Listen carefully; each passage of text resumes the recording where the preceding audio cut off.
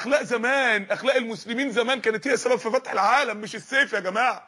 باكستان 120 مليون مسلم، تركستان في الصين 80 مليون مسلم، الهند اقليه 200 مليون مسلم، اندونيسيا 200 مليون مسلم، غير ماليزيا، غير بنجلاديش حوالي 120 مليون مسلم، فوق ال 700 مليون مسلم الوقت على وجه الارض في منطقه جنوب شرق اسيا. مش بسبب دم، مش بسبب فتوحات، بسبب التاجر المسلم كان يروح يفرش البضاعه بتاعته، يجي الواحد يقول له دي ايه كذا بكام كذا، طب عايز اشتري منك، يقول له اشتري من اخويا اللي جنبي، يقول له انا جاي اشتري منك، تقول لي من اللي جنبي، اصل انا النهارده بعت واخويا لسه ما باعش، والنبي بتاعنا بيقول لنا لا يؤمن احدكم حتى يحب لاخيه ما يحب لنفسه، ولو انا ما حبتوش انه يبيع زي ما انا بعت ما بقاش مسلم ومؤمن حقا.